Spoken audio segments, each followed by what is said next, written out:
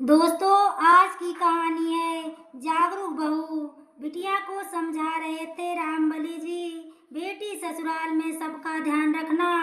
अब या तेरे सास ससुर ही तेरे माता पिता हैं, उनकी तन और मन से सेवा करना। और लता के ससुर जगमोहन जी की तरफ देखते हुए भरे गले से बोला, बेटी लता, अब या तेरे सास ससुर ही की सेवा करना। अपने माँ बाप की पगड़ी पर दाग मत लगवाना। लता अपने पिता के गले लगकर रो पड़ी और उसके पिता ने उसके सर पर हाथ रखकर उसे विदा किया। फिर लता अपने माँ को गले लगाकर रोती रही। बड़ी मुश्किल से लता की भाभी ने उसे संभाला और उसके भैया ने उसे गोद में उठाकर डोली में बिठाया, तो अपने भाई को छोड़ने के लिए तैयार नहीं थी। अपने भाई के गले लगकर रोने लगी तो उसका भाई भी अपने बहन को अपने गले लगाकर रोने लगा। फिर तो क्या, घराती और बराती सबकी आंखों में आंसू आ गए।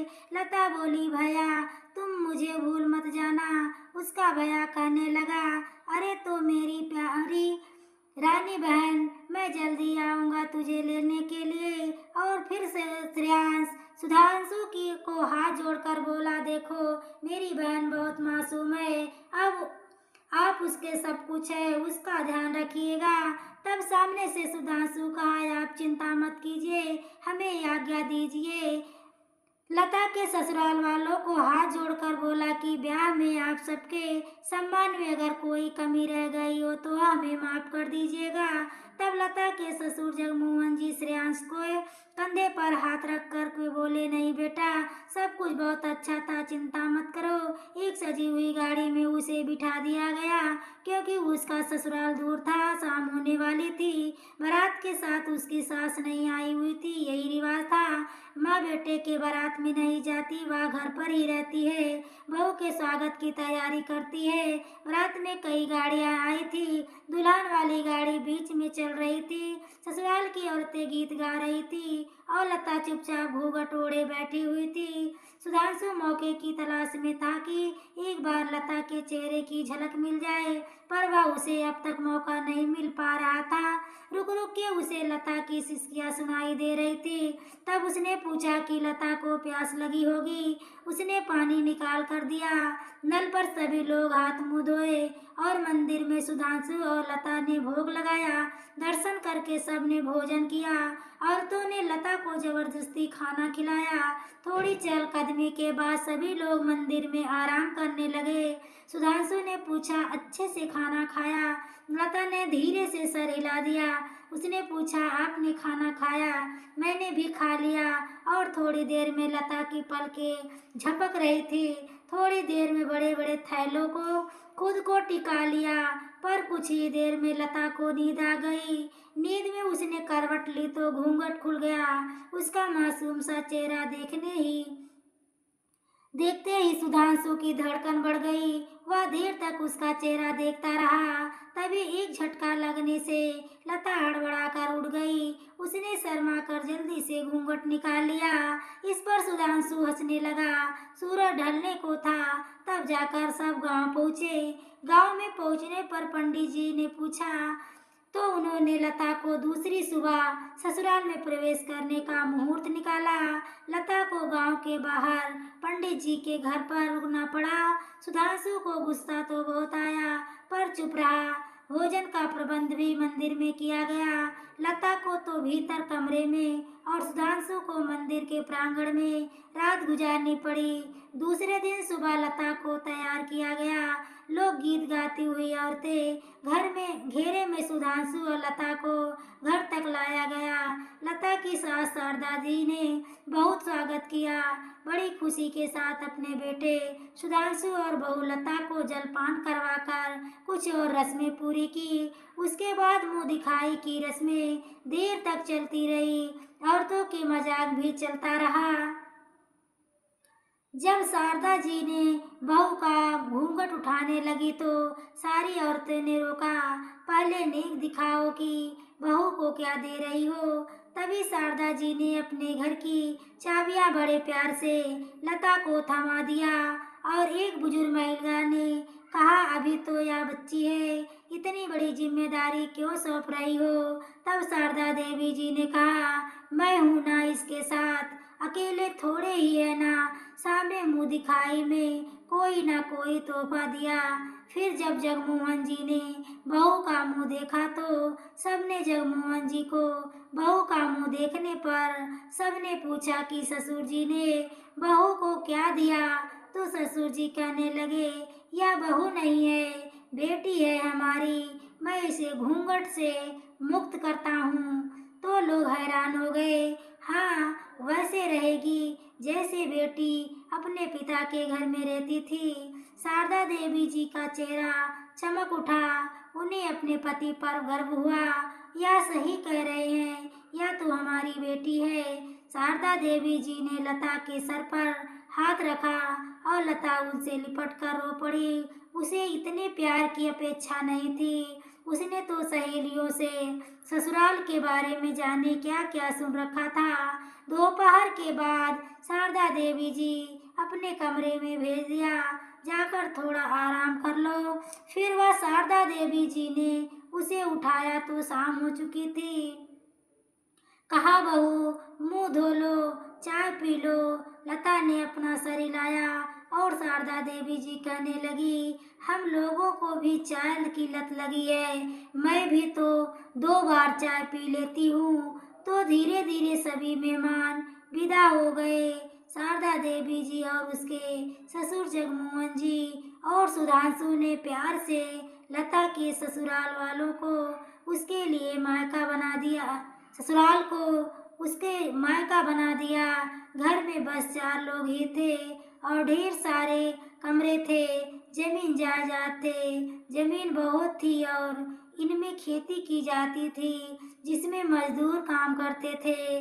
जगमोहन जी के पास भट्टा चलता था, भट्टे में सारे काम करने वाले मजदूर वहाँ काम करते थे। जगमोहन जी का स्वभाव बहुत अच्छा था, वे दान पुण्य करते थे और लोगों के दुख दर्द को समझते थे। उनका मानना था कि जीवन में सादा जीवन और उच्च विचार रखना चाहिए। अगर उनके द्वार पर कोई आता तो खाली हाथ नहीं जाता था, यह उनकी पहचान थी, इसलिए लोग उन्हें प्यार से बाबा कहते थे। एक दिन सुधांशु और मुंशी जी जगमोहन जी के पास बैठे और उन्हें हिसाब दे रहे थे। लता चाय नाश्ता लेकर वहाँ गई और वहीं बैठ गई। मुंशी जी मजदूरों को दिए जाने वाले हिसाब दे रहे थे। लता को बहुत खुशी हुई कि उसके बाबा मजदूरों का बहुत ध्यान रखते हैं, पर कुछ तो था जो उसे खटक रहा था।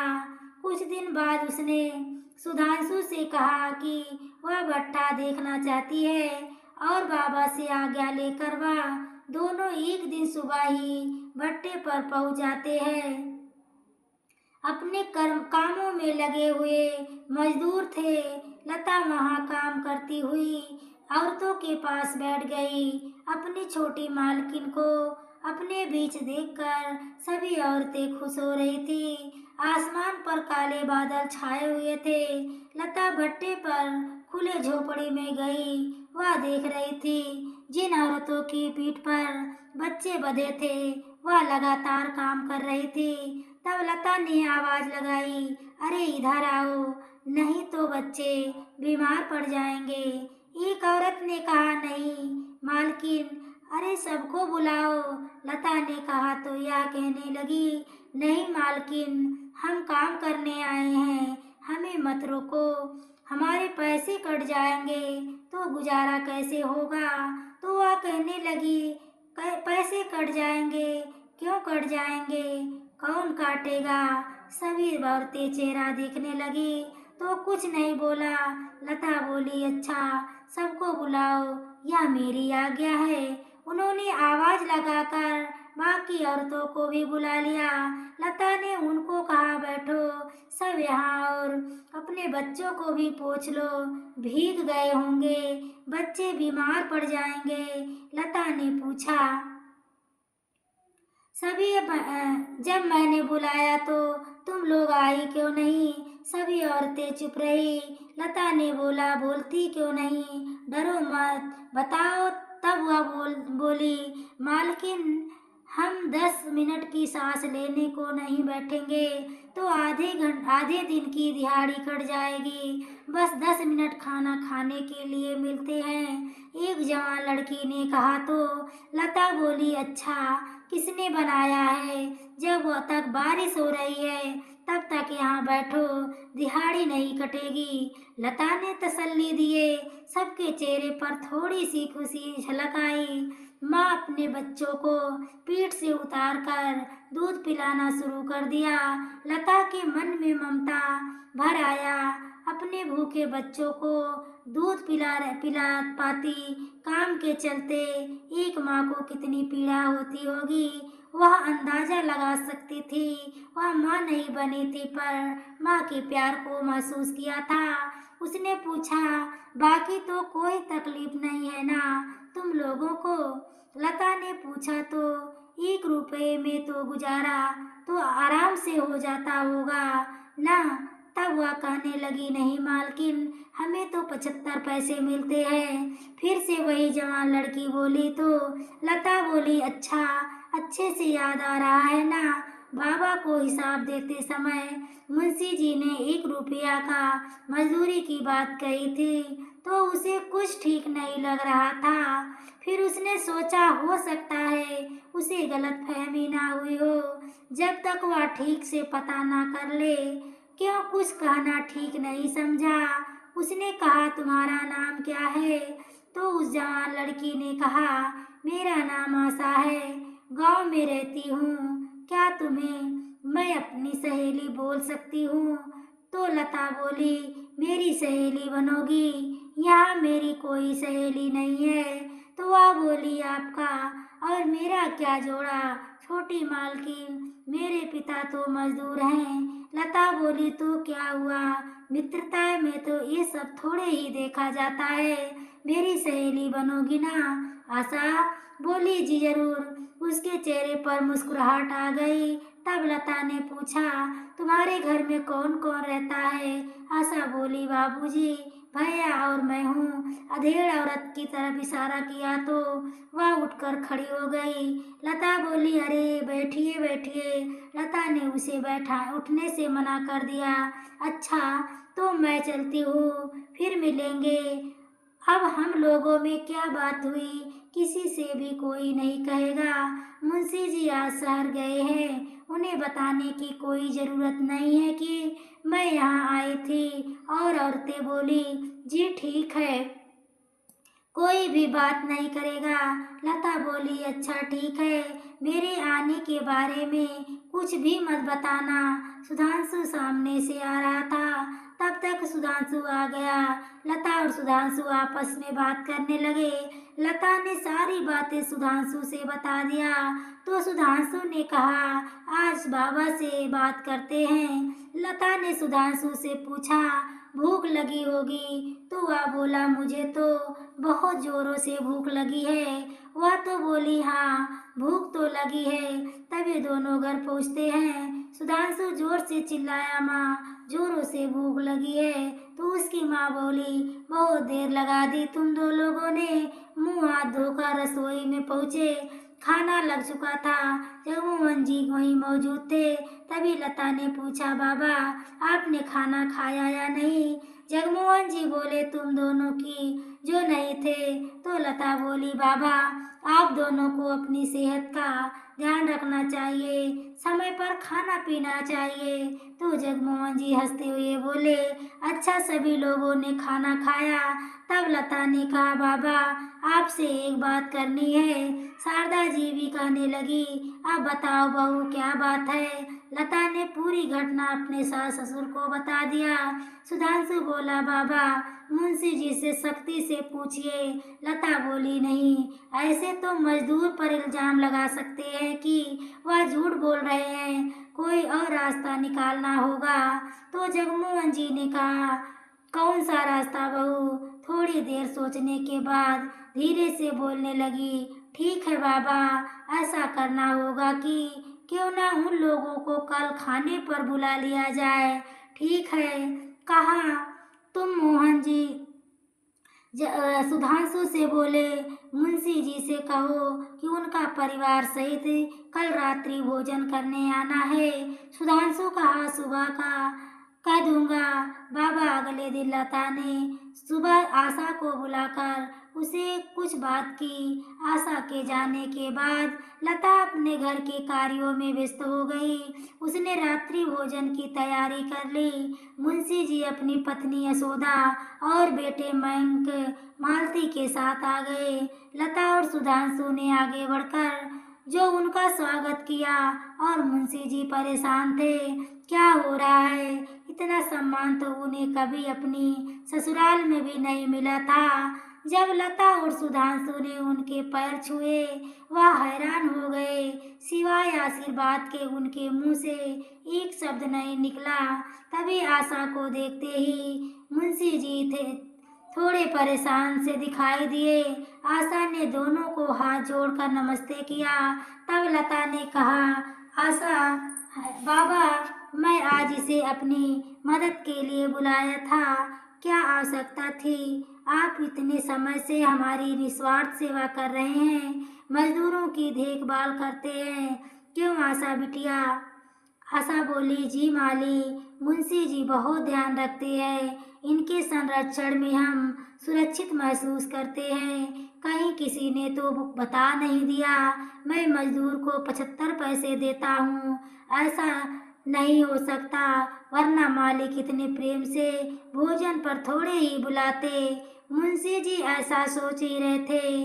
अगर किसी दिन पता चल गया तो यह सोचकर उनके पसीने आने लगे।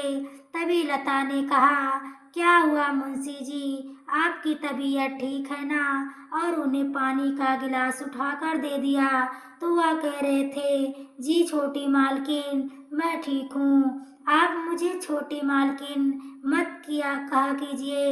लता ने कहा, आप मुझे बहू रानी कहिए। आप मेरे पिता जैसे हैं। बहू जी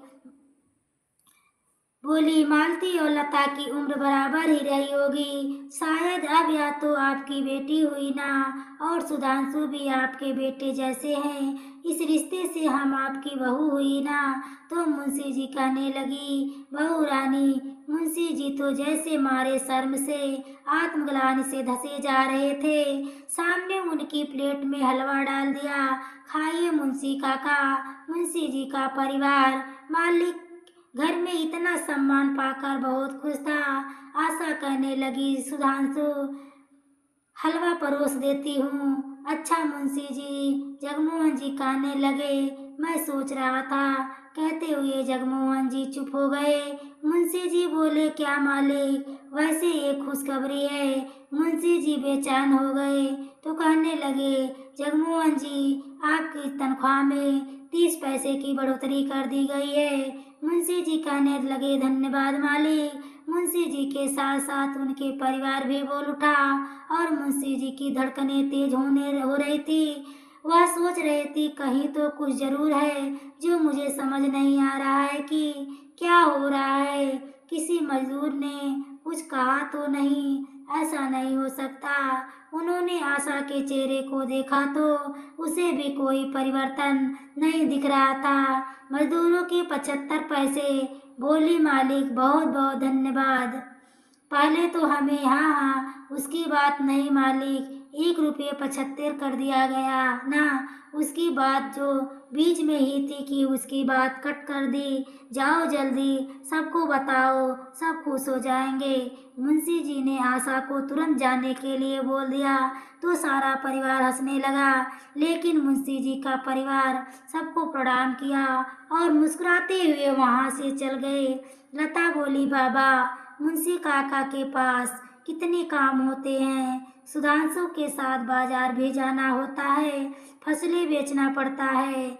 आप चाहे तो मजदूरों को मजदूरी दे आया करूंगी। इसी बहाने टहलना भी हो जाएगा। क्योंकि मुंशी काका की बात बा, ढेर सारे काम होता है। जगमोहन जी कहने लगे, हाँ हाँ बहू, ठीक कह रही हो। मुंशी जी तो घर के हैं, इनको थोड़ा आराम दे देना चाहिए। सच पूछो तो इनके बच्चों का अभी विवाह नहीं हुआ, वरना मैं इनसे कहता कि घर पर बैठकर आराम करे। जगमोहन जी कहते कहते मुंशी जी की ओर देखा तो अब मुंशी जी समझ गए, पर कहते भी क्या, बस हाथ जोड़कर खड़े थे। अब लता बोली, जी मुंशी काका, खाने का समय मजदूरों का 1 घंटा करवा दीजिए।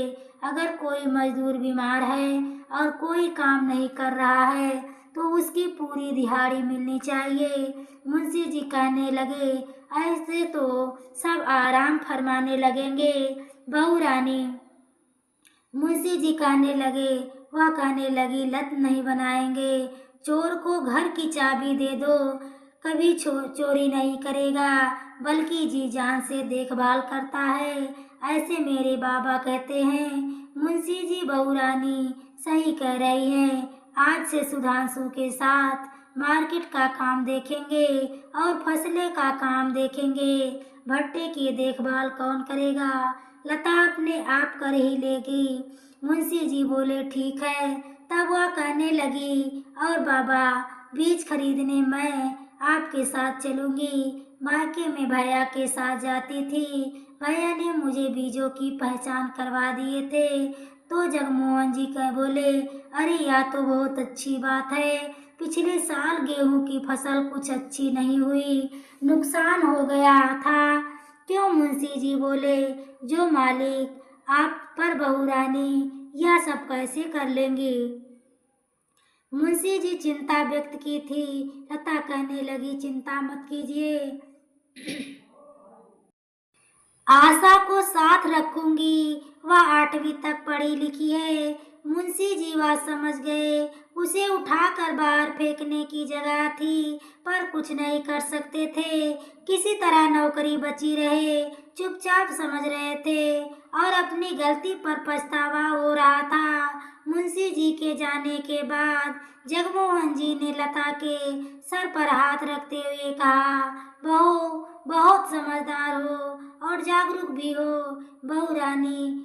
मुंशी जी का अपमान किए बिना उन्हें कुछ भला बुरा कहे तुमने मामला सुलझा दिया। इस तरह उनका अपमान भी नहीं हुआ। बाबा, मेरी मनसा उनका अपमान नहीं था।